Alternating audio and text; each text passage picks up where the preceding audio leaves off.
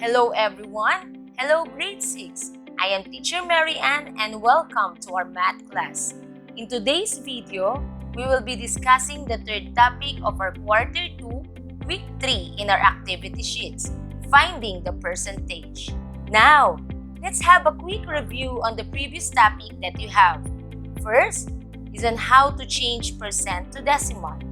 In changing percent to decimal, just simply drop the percent symbol and move the decimal point 2 places to the left as being shown in the illustration. Next, changing decimal to percent.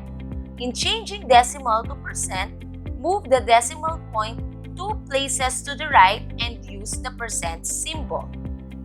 Next, changing fraction to decimal. In changing fraction to decimal, the fraction numerator will be the dividend and the denominator will be the divisor. Then divide as being shown in the illustration. Now, let's move on to our next topic, and that is to look for percentage. But before that, let's define first what is percentage. When we say percentage, it is a part of the whole being compared to the base. It is mostly found after the word is and it is labeled as B. Now, let's talk about base. It is defined as a quantity which is regarded as the whole amount or the 100% figure. It is labeled as B. The base is found after the word of. Next, we have what we call rate. Rate is defined as the percent or part that is taken away from the base. May also stated in the form of decimal, fraction, ratio, or percent. It is labeled as R and carries the percent sign. I have here an example, 10 is 20% of 50, whereas 10 is a percentage, 20% as the rate, and 50 as the base.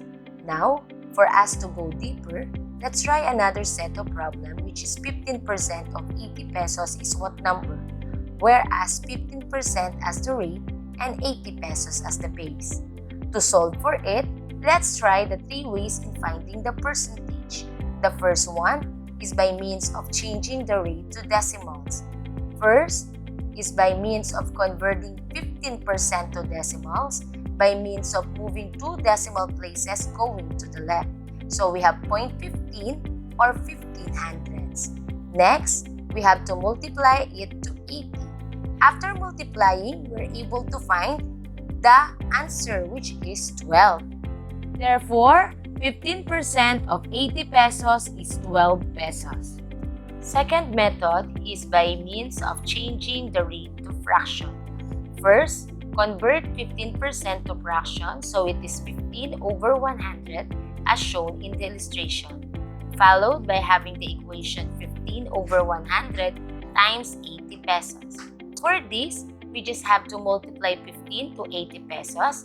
The answer is 1,200. Then, 1,200 should be divided into 100. We can also use cancellation by just crossing out the equal number of zeros, both for numerator and the denominator. And the answer is 12. Again, 12 pesos is 15% of 80. And last but not the least is by means of proportion. In using this one, 15% should be converted first to fraction. So we have 15 over 100. Let n represent the missing percentage.